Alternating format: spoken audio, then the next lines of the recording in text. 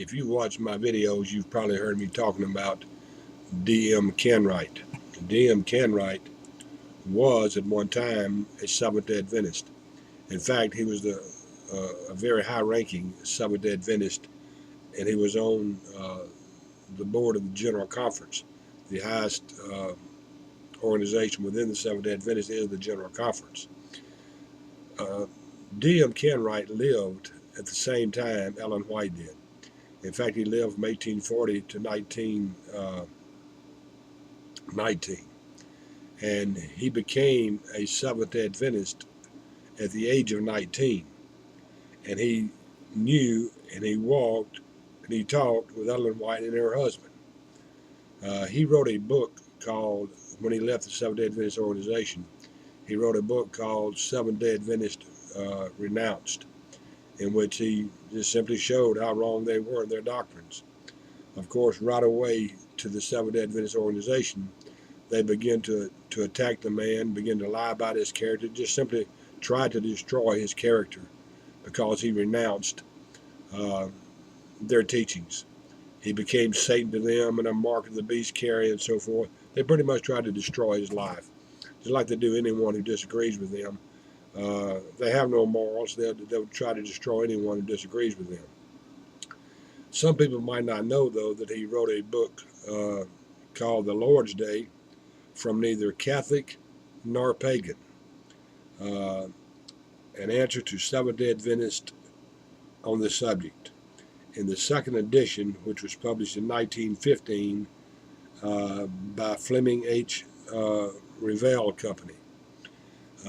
In this book, The Lord's Day, Neither Catholic or Pagan, he points out something that I pointed out. In fact, he uses the same quote that I use to show indeed that Ellen White was a false prophetess and did predict the return of Christ in 1843 and 1844.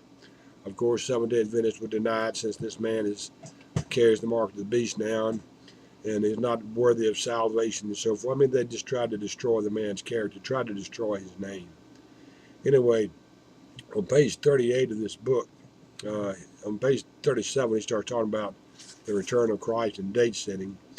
And on page 38 of his book, The Lord's Day, From Neither Catholic nor Pagan, he writes this, and I quote, "To their credit, it should be said that Seventh-day Adventists do not believe in setting times definitely since 1844.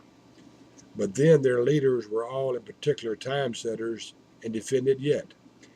Elderly White engaged in time setting in 1843 and 1844. So their leader was a time setter. Mrs. White, their prophetess, also engaged in time setting in 1843 and 1844. Elderly Bates, Andrew, Rhodes, and all the first crop of Seventh-day Adventists were in time setting of 1843 and 1844, and these Adventists still defend it as right and approved of God.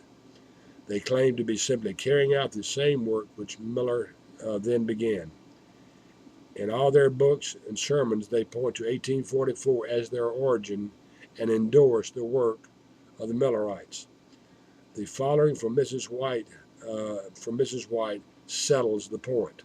Now, here's something that I've quoted many times to show that she wasn't date setting. Let me show you here what Canright points out too. Again, the following from Mrs. White settles the point.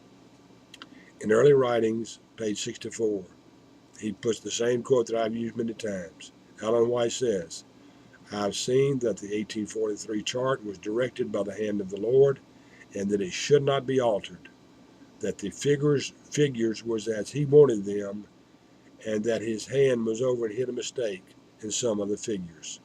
End quote. So here's a person who walked and talked, ate with, talked on numerous occasions to the Whites. He could not tolerate the teachings of the Seventh-day Adventists anymore. He knew they were in the date-setting business. He knew that their Sabbath was wrong. He pointed this out on numerous occasions, especially from Colossians 2:16, that they just could not sustain the Old Testament Sabbath. It had indeed been abolished. And once again shown, as I've shown many times, that the early leaders, including Ellen White, were involved in the date setting of the return of Christ in 1843 and 1844. Again, this is a man who was elected to one of the highest positions inside the Seventh-Day Adventist Church, General Conference. He would have had access to Ellen White. He would have had access to her writings. And yet, when he began to see the errors they made, the mistakes they made, how they tried to cover it up, he left the church and they tried to destroy his name. He goes on to say in this same book on page 39, so their entire system, and I quote it here, so their entire system rests upon the figures of an old farmer of 70 years ago and the visions of an uneducated girl as a teen. A very doubtful foundation. Out of this confusion came the Seventh-Day Adventists this way. Enthusiastically engaged in setting these two times were all their leaders. These persons held on to the time setting of 1843 and 1844 as being right and of God, but said that on October 22nd, 1844, Christ, instead of coming to earth, and this is something they changed later, that he went into heaven. Now they had it where no one could go and report on facts, and so were safe to speculate on new theories. End quote. Here's a man who rose to the ranks of Seventh-Day Adventist. In their 22 years, gave his life to them. He found out their teachings were simply wrong. That's the bottom line. They were wrong. He renounced Seventh-Day Adventist, left it, and they tried to destroy the man. Luckily, they didn't do it, though. More on D.M. Canright later. Until next time, this has been Golly saying, God bless.